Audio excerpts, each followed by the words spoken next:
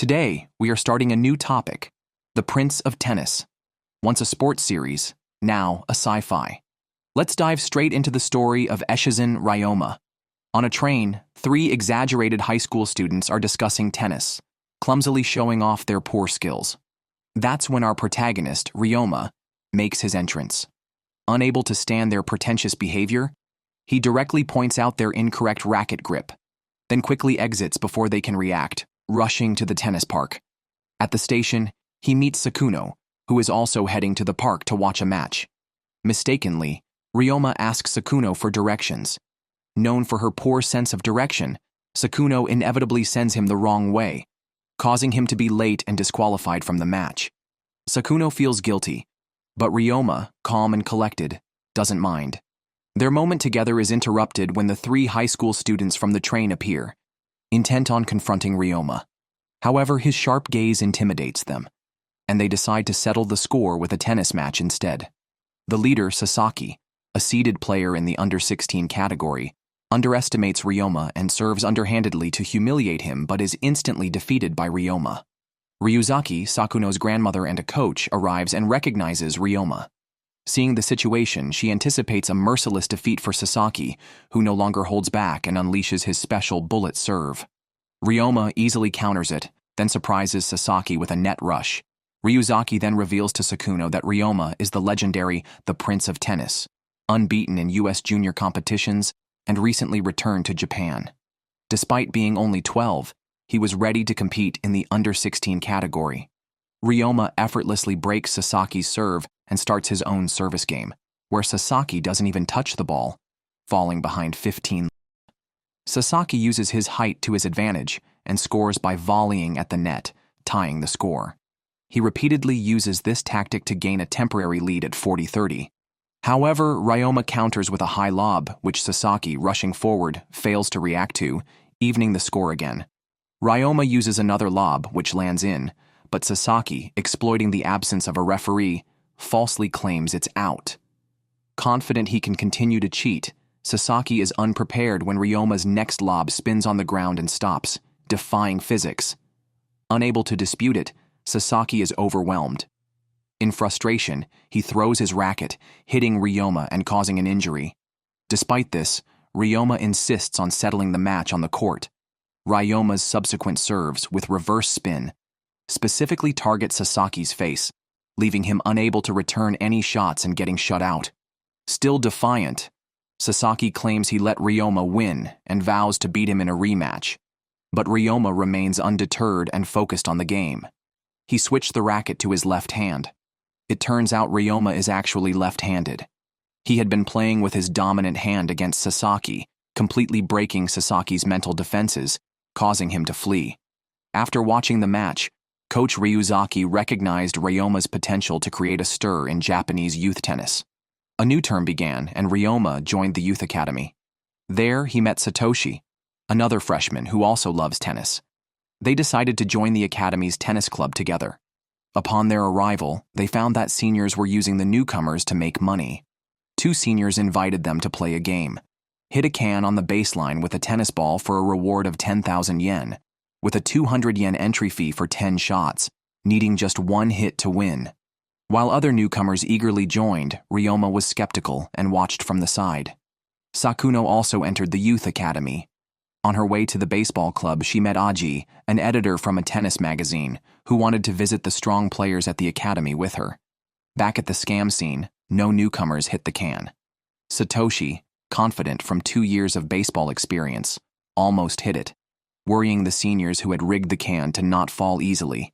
They then raised the price to 500 yen per ball, turning the scam into a blatant robbery. The seniors could have made a good amount, but got greedy, trying to get Ryoma to play. Ryoma saw through the trick and hit the can's lid directly, causing it to fall and reveal stones inside.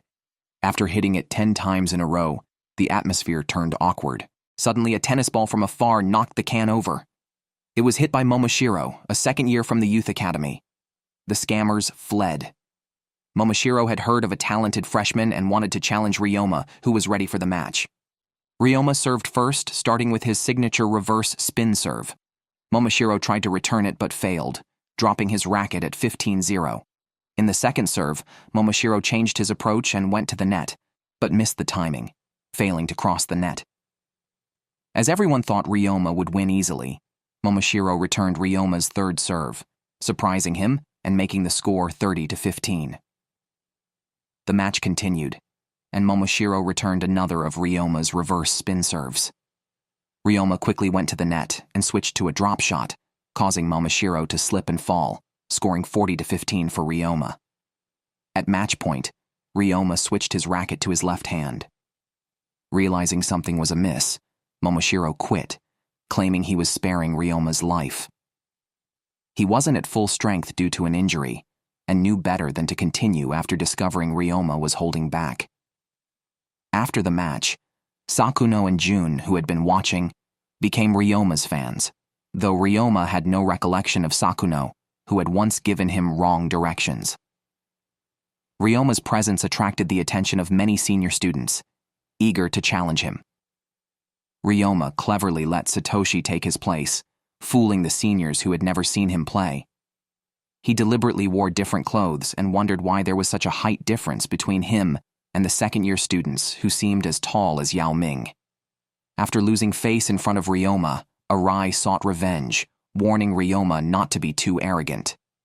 Just as a conflict was about to erupt between them, the main players of the Youth Academy, who had been away for a match, arrived at the court.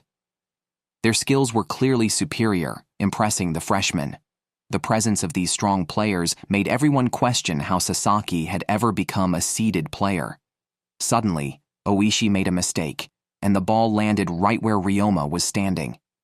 Seizing the moment, Ryoma leapt high and smashed the ball cleanly into the hoop, showing off his skills effortlessly. Arai, who couldn't stand others showing off, grabbed Ryoma's collar, ready to punch him. At that critical moment, Captain Tezuka intervened, ordering both to run laps as punishment. Ryoma, the victim, felt wronged by this. Feeling that Ryoma was to blame for his punishment, Arai plotted revenge. He had his friends steal Ryoma's racket while he was running laps and forced him to use an old, decrepit racket for a one-on-one challenge. Ryoma knew his racket was hidden by them, but was determined not to admit defeat. Seeing Ryoma's confidence, even the main players came to watch the game.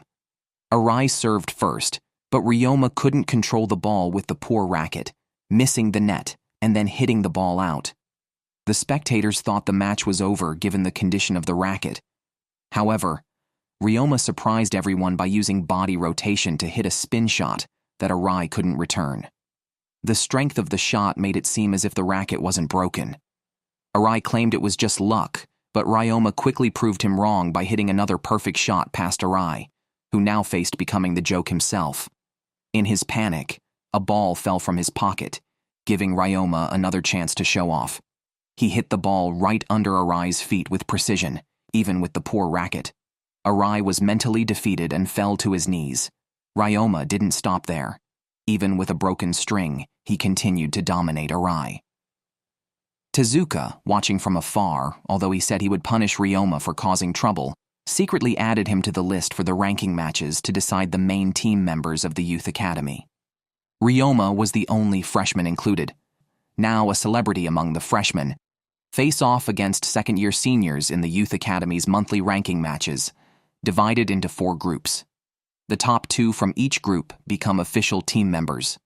Ryoma effortlessly won his first 2 matches, and the other official players also won easily. His next opponent is the second-year senior known as the Viper, Kaoru. During the break, Momo recorded Kaoru's match for Ryoma, who didn't watch but went to practice alone instead. The 3 juniors, having never seen such a strange playing style, were shocked. Satoshi doubted Ryoma again, believing that while Ryoma could easily defeat other second-year players, Kaoru might be a real challenge. The time came to the afternoon. Kaoru and Ryoma's match was about to start. Everyone stopped what they were doing and began to watch the game. Ryoma served first, and Kaoru, no ordinary opponent, easily returned his serve on the first try.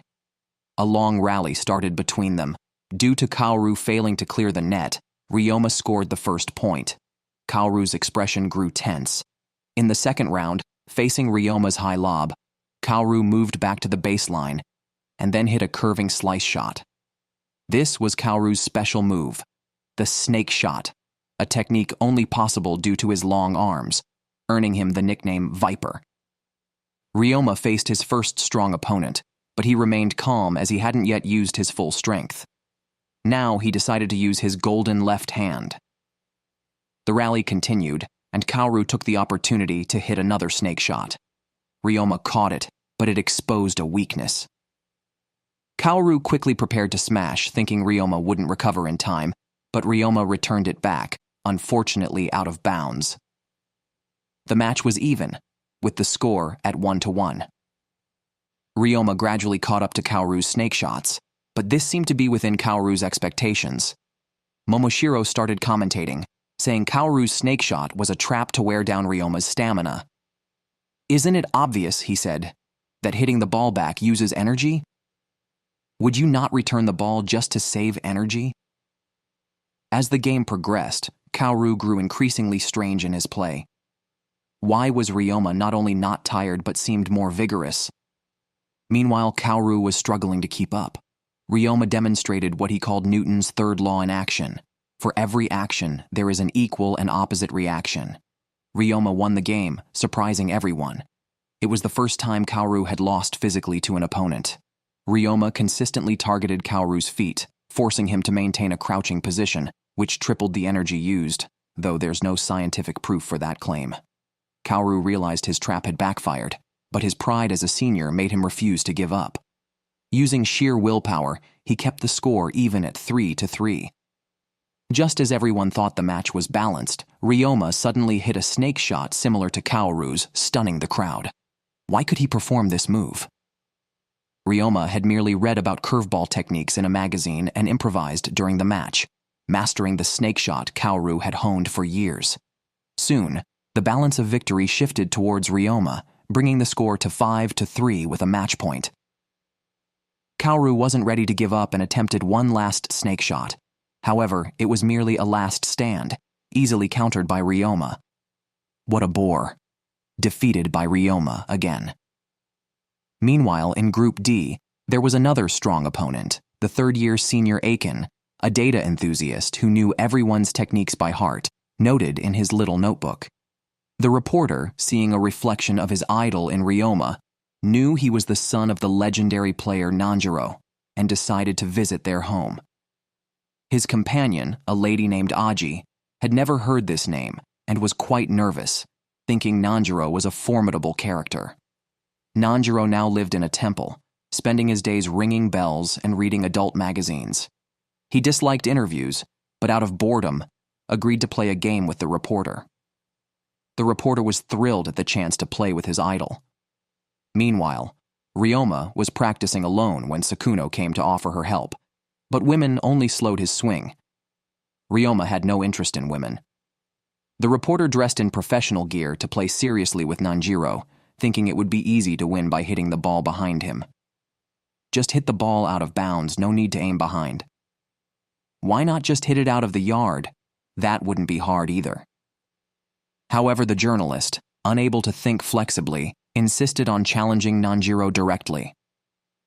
If you had that skill, you'd be a professional player, not a journalist. He couldn't score a point, and Nanjiro hardly moved. Finding the match too boring, Nanjiro added a challenge by closing one eye, then both, when he saw the journalist still couldn't beat him. This was a real humiliation. Just by opening his eyes, it's over for the opponent. Nanjiro smashed the journalist's racket with a single shot.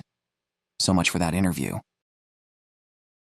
The next day, Ryoma's match against Aiken arrived as scheduled. He was as calm as ever, knowing a win would make him a main team member. But Aiken, a top player among the team members, never dropped from the main list. The match started, and the height difference between them was stark, with Aiken towering over Ryoma like Yao Ming. Aiken served first and Ryoma immediately countered. However, Aiken's pace was quick, and he quickly moved to the net to dominate. Anticipating Ryoma's moves, he hit a shot into a dead corner for the first point. To outsiders, his movement seemed plain and not very impressive, seemingly less skilled and slower than Ryoma. Yet Aiken wasn't simple. He scored again in the dead corner, leading 30-0. He seemed to predict Ryoma's movements, perhaps the power of data. Fuji then explained to the freshman that Aiken was like a precise computer, analyzing each of Ryoma's movements and knowing whether the ball would make it over the net without looking. Ryoma showed his explosive power, but was still 2 steps behind. In the first game, Aiken shut out Ryoma. After 3 games, Aiken led 2-1. They switched courts, and Aiken revealed he had watched all of Ryoma's matches. He knew that Ryoma knew that he knew Ryoma's play, turning the match into a psychological battle. Ryoma disliked this style of play. In the 4th game, he served and intentionally made a fault to break Aiken's rhythm. Though the score was close, Fuji felt Ryoma was at his limit. To avoid Aiken's predictions, he had to constantly hit to specific spots, a challenge even for professionals. Aiken used his height to his advantage, pressuring Ryoma. Ryoma had to surpass his past self to win. Eventually, he couldn't hold on, and Aiken broke his serve. If the match continued this way, Ryoma would lose. Aiken then began to boast, claiming he could predict where the ball would land, and Ryoma could never beat him. Ryoma laughed, glad to be in the youth academy to defeat various opponents. Not just talking tough, he suddenly started using small, quick steps, a move he saved for national tournaments. He then told Aiken where he would hit, although he hit the ball out. However, this tactic affected Aiken's prediction, who had no reaction to Ryoma's play. The last player who exceeded his predictions was Tezuka. Ryoma's move, called basic quickstep, allowed him to start a half step earlier, making him faster than before and beyond Aiken's predictions. He told Aiken his direction on purpose, thinking even if Aiken knew he couldn't catch up. It was just for show. Quickly, Ryoma turned the score around. Fuji noticed that Ryoma's quick steps were different from the usual basic quick steps. He was landing on 1 foot, which allowed for faster reactions, even speeding up by 1.5 steps. This unique technique was developed by Ryoma through continuous practice with his father. Ryoma successfully broke serve and eventually tied the score in the 8th game. At this point, Aken felt as if he was facing a completely different opponent. However, he still believed he had a chance to win, but was again taken aback by Ryoma's surprising move. Ryoma suddenly chose to serve with his right hand, producing an unreturnable serve. Ryoma tossed the ball high and, against expectations, executed his signature reverse spin serve with his right hand. Aiken failed to react in time. Ryoma took the lead once more, leaving Aiken puzzled as to how Ryoma could produce such an exaggerated serve with his non-dominant hand. Ryoma declared that while his right hand lacked strength, it could precisely hit Aiken's glasses. As the ball flew toward his face, Aiken reacted quickly, knowing he needed to maintain a sideways stance and slice the ball back. His ideals were lofty, but reality was harsh. His racket was knocked to the ground by Ryoma's shot. It seemed that theoretical knowledge alone was not enough. From then on, Aiken had no chance to counter. Ryoma dominated the next 2 games, winning the match 6-4. Winning the match was a tough lesson for Ryoma on Aiken, and he expressed his desire not to play against such players again, finding it too exhausting. The remaining matches were not challenging for Ryoma, who won all 4 games and became an official team member. This meant that either Kaoru or Aken had to be eliminated. Aiken had previously defeated Kaoru in all 3 matches, and most were in favor of Aiken. However, today's Kaoru seemed stronger than before and once again gave Aiken, who was obsessed with data, a hard time. This proved that relying solely on theoretical knowledge was a dead-end approach. For the first time, Aiken fell out of the main team roster. The main team members were now confirmed. Third-year students, Eiji, Fuji, Oishi, Tezuka, second-year students Momoshiro, Kaoru, and first-year student Ryoma. With the main team selected, the Youth Academy began preparations for the upcoming city tournament. Aken, though not an official team member, didn't rest. He started designing training programs for everyone.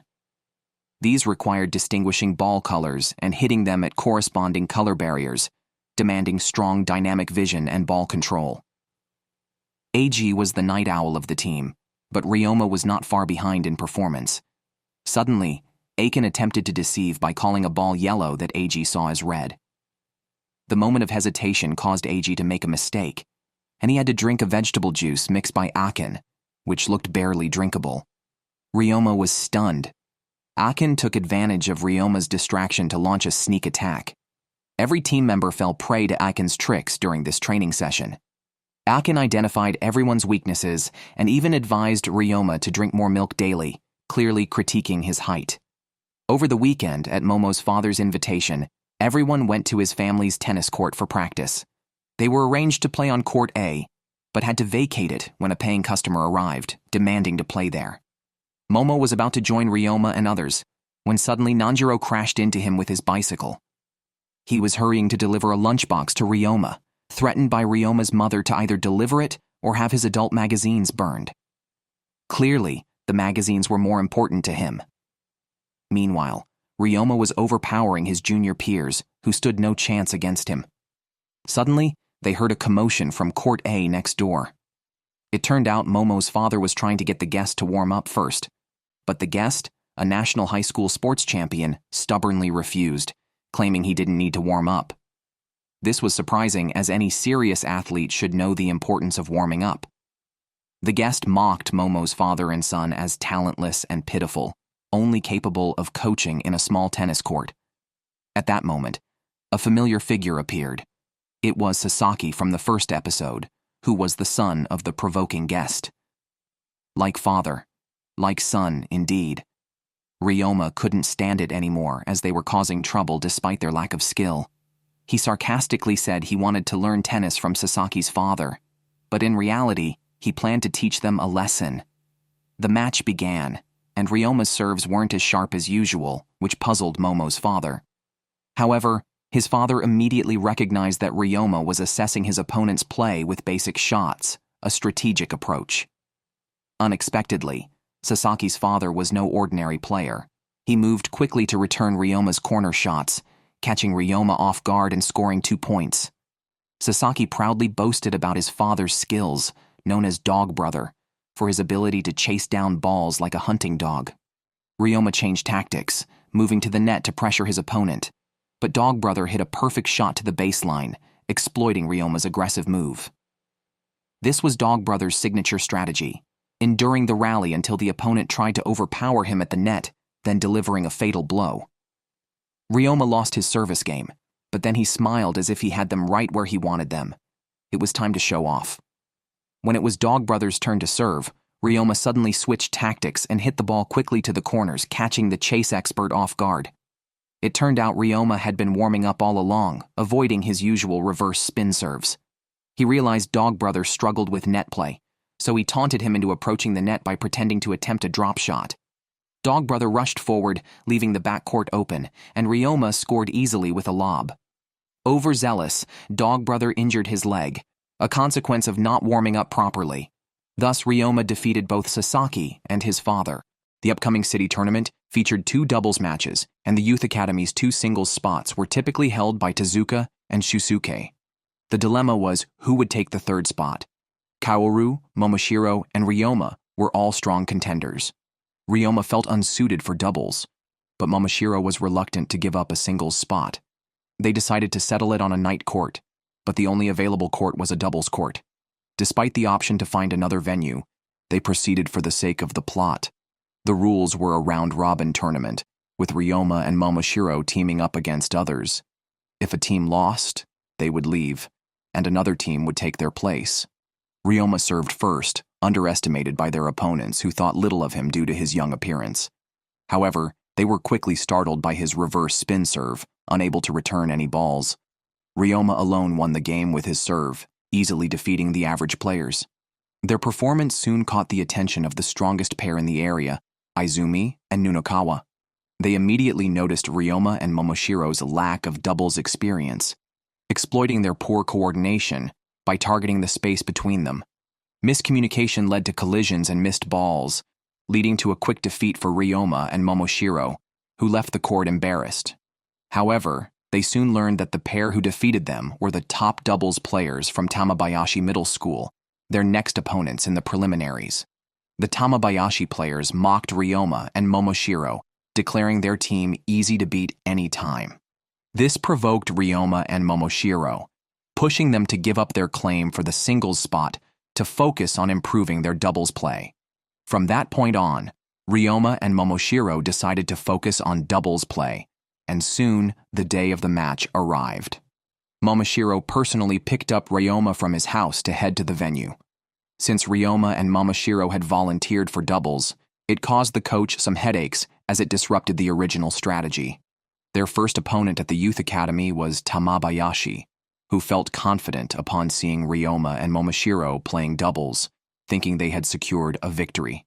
"Look, we're playing against the first seed, Youth Academy," one of the opponents remarked. "Even if you win the other 4 matches, losing this one means it's all for nothing. Where's your confidence coming from? It feels like the characters in The Prince of Tennis sometimes lack common sense." The first match was a doubles game, Ryoma and Momoshiro against Izumi and Nunokawa. Ryoma began with a boast, declaring he wanted to beat them at what they were best at, which is why they chose doubles. Before the match started, Momoshiro told Ryoma they would use the ahem strategy. This name was so abstract that nobody understood what they planned to do. As the match began, Tamabayashi served first. They repeated their usual tactic of targeting the middle between Ryoma and Momoshiro. Unexpectedly, Momoshiro shouted and returned the ball directly, leaving the Tamabayashi pair baffled. What? They returned it? Youth Academy scored a point.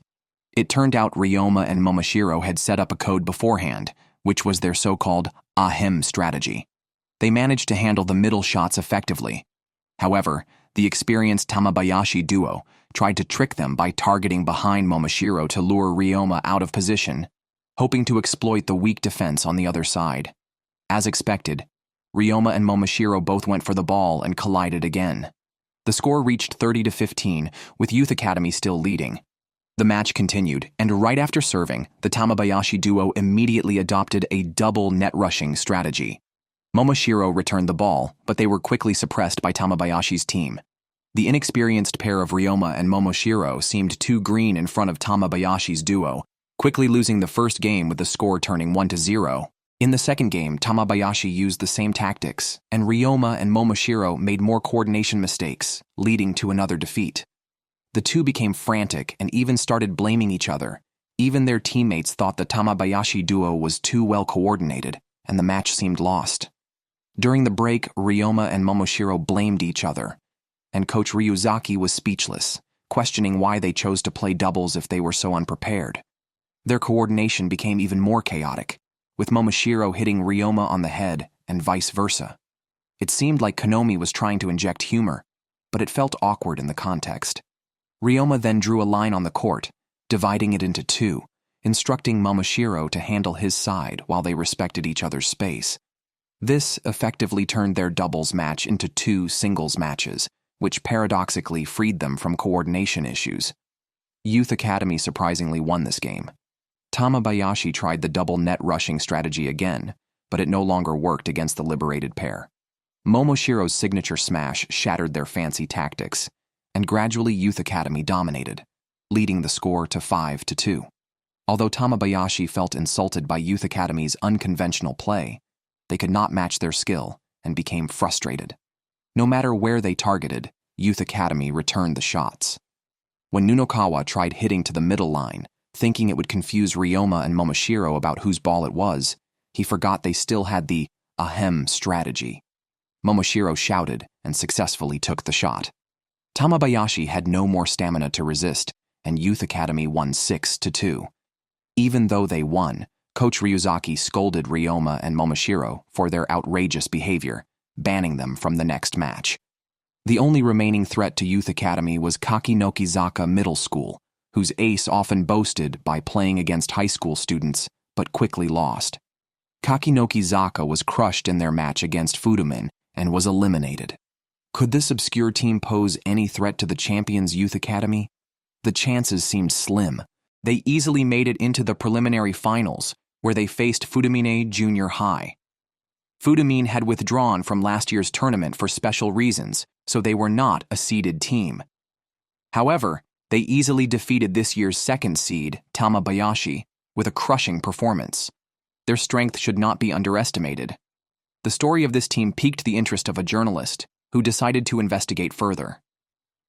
Sadaharu watched Fudomine's match and told everyone that Fudomine's captain, Tachibana, was very impressive.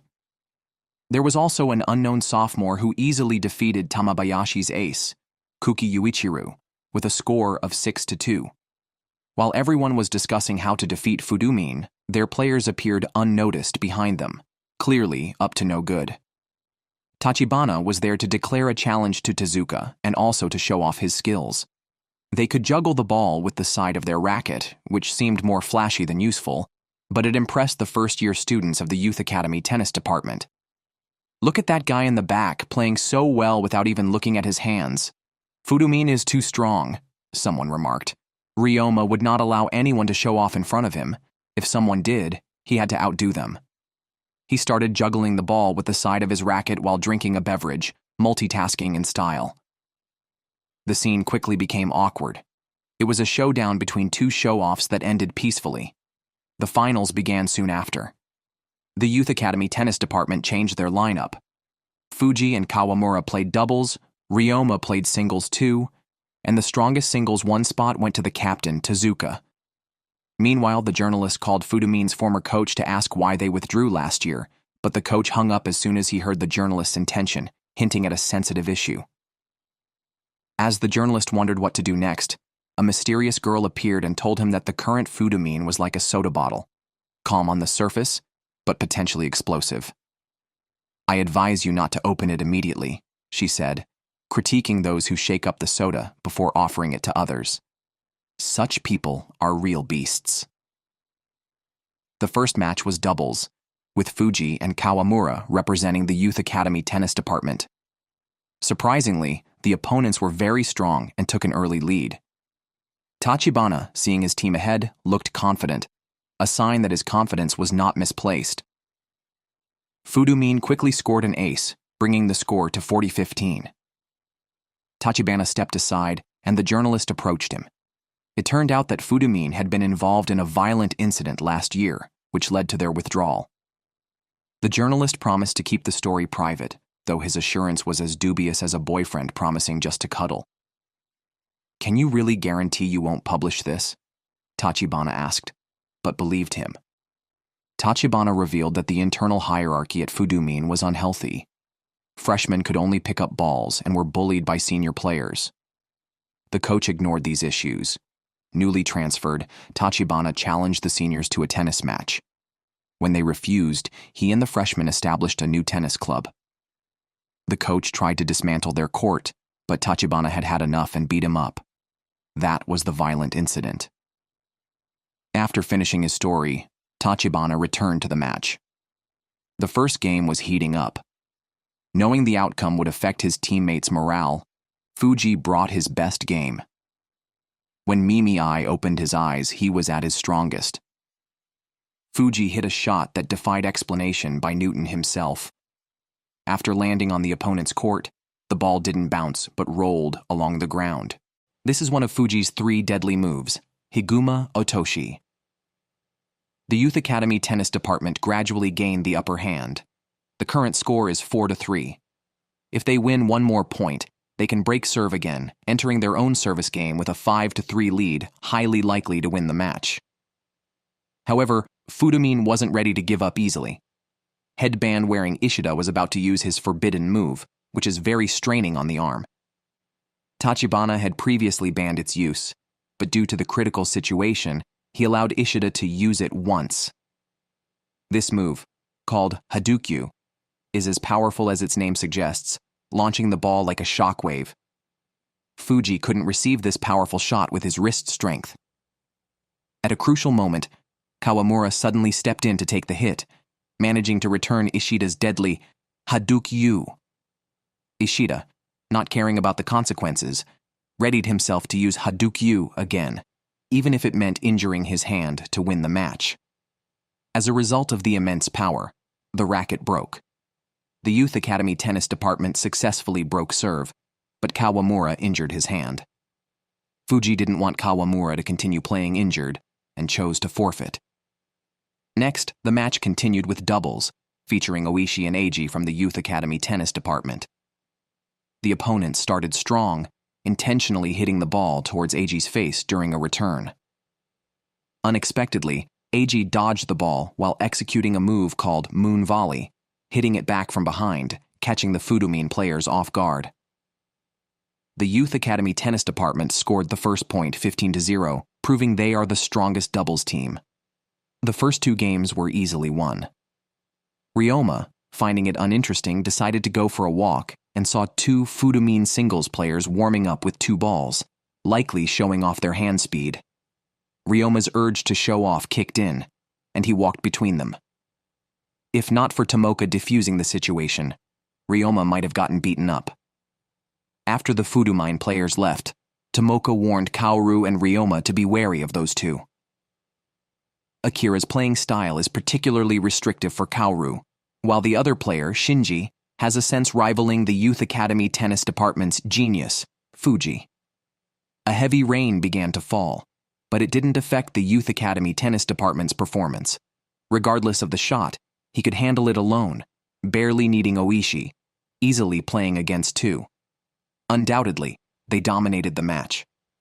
However, Tachibana didn't blame his team. He believed they had given their all. This is Fudomine's strength, unconditional trust among teammates, solidifying their bond.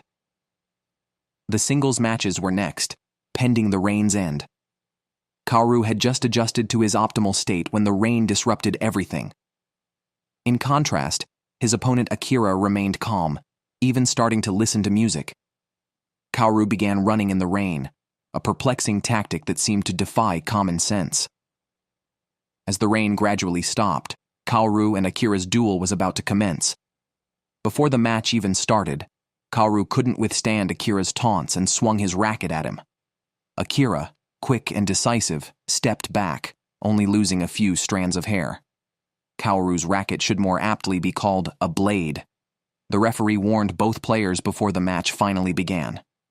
Akira served first and quickly approached the net. Kaoru noticed Akira's vulnerability at the back and aimed there, but Akira's speed allowed him to return the shot. Akira began to flaunt his devilishly quick footwork.